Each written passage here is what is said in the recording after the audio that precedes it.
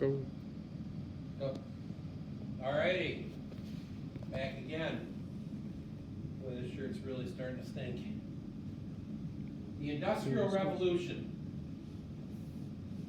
And I know this is stuff, the working conditions and stuff you've learned about since probably third grade.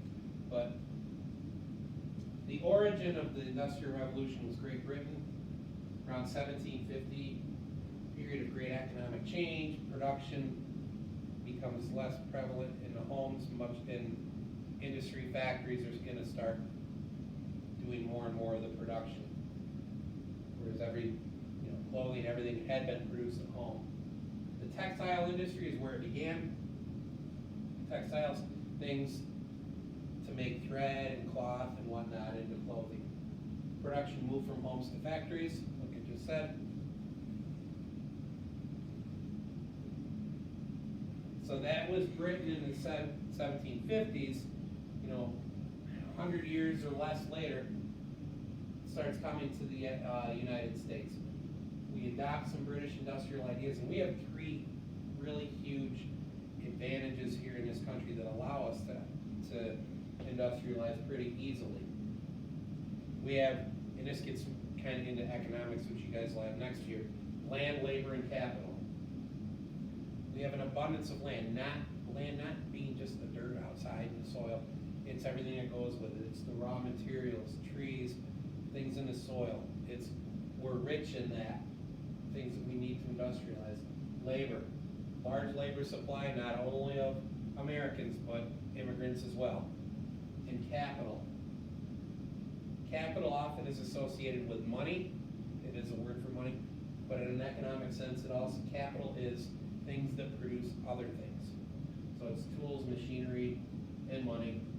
We have an abundance of that too. So we industrialize easily and quickly.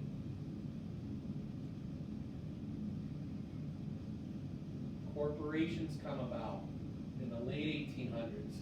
Businesses chartered or formed under state law. So again, it becomes not just the local small shops, or mercantiles or whatever. Large corporations start to come about. And corporations like now, it's the biggies, it's Coca-Cola and stuff. Not them, but different ones.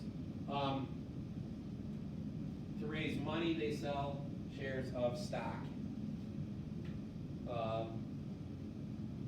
Someone wants to start a large company, they'll sell shares of stock. Stock is part ownership in a company. And if you own stock in a company, if that company's doing well, you do well. And the opposite. The stock market certainly is in the news a lot lately because it's taken quite a hit from world events, especially Corona. But that's what stocks are, part ownership. Corporations allow for quicker and more efficient production. The U.S. was and still is a capitalist. Capital, again, that one definition being money. Capitalist economy. Our goal is profit. That's what we all want. We all want to make money. Whereas the opposite would be a communist society or a socialist economy where the idea is that everybody's equal.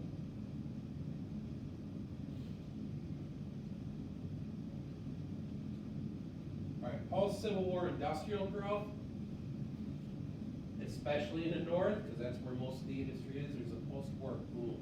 Industry takes off. Railroads. The number of, and I should have looked up this number because I have it written down somewhere. The number of miles of railroad between 1865, I think, and 1900 goes from like 35,000 to well over 200,000 miles, I believe. It's huge. And with this, now you can transport goods easier. There's going to be more demand, so production is going to go up because they can send it anywhere in the country. They go hand in hand. So the steel industry especially is going to take off because you need steel to build the railroads. There's much unsettled land along the way. Native Americans, yet again, are victims, they get moved more because of the railroad companies. And let me add, because I'll get into this also, the railroad companies impact a lot of people, farmers too. It takes a lot of farmland. They really become the enemy of the farmer, but more on that later. Many immigrants, particularly Irish and Chinese immigrants, worked on a railroad. Very dangerous conditions. Many were killed. Dynamite and whatnot. The steel industry, as I said, took off because such a demand to build the railroad. Oil industry, we often think of Texas with oil, but oil was actually discovered in Pennsylvania in this country. You ever heard of Quaker State Motor Oil? Quaker State is Pennsylvania. So that helps industry as well. Oil. It makes things safer too. The lighting in the factories used to use whale oil, which was much more flammable and dangerous. And this oil is better. Consumer goods. With the railroad, could go all over the country. Now, what people are wearing in New York, people in California could wear too. Fashions come in, styles. It's not just people making their own clothing at home. It makes us more uniform. Thomas Edison, many inventions that were greatly advantageous for this, like the light bulb. Department stores come about. Again, before stores just small, you'd go for your milk and eggs and thread and needles or whatever.